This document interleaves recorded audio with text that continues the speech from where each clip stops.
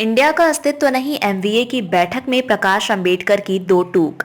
शामिल थे कई बड़े नेता। उत्तर प्रदेश के बाद महाराष्ट्र लोकसभा में सबसे ज्यादा सांसदों को भेजता है।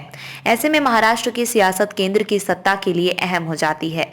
यही कारण है कि लोकसभा चुनाव से पहले सियासी पार्टियां अपने अपने समीकरणों को बैठाने में लगी हैं। बीआर अंबेडकर के पोते प्रकाश अंबेडकर की वंचित बहुजन अघाड़ी वीबीए के पास महाराष्ट्र में अच्छी पकड़ है। इस बार शिवसेना यूबीटी प्रमुख उद्धव ठाकरे उन्हें अपने खेमे में लाने के लिए उत्सुक नजर आए। शिवसेना यूबीटी के नेतृत्व वाली महाविकास अघाड़ी एमवीए में अंबेडकर की एंट्री तो हो गई, मगर उन्होंने इंडिया गठबंधन में हिस्सा लेने से इनकार कर दिया। शुक्रवार को मुंबई में हुई एमवीए की बैठक में प्रकाश अंबेडकर शामिल हुए। इस दौरान लोकसभा चुनाव सीट शेयरिंग पर चर्चा की गई।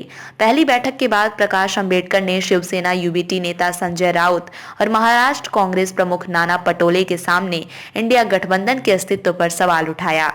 उन्होंने कहा कि वो महाराष्ट्र में एमवीए को लेकर आशावादी हैं, लेकिन इंडिया अलायंस का हिस्सा नहीं है क्योंकि उनकी अभी तक कांग्रेस के साथ कोई बातचीत नहीं हुई है। अंबेडकर ने कहा, मेरे मुताबिक इंडिया गठबंधन अब अस्तित्व में नहीं है।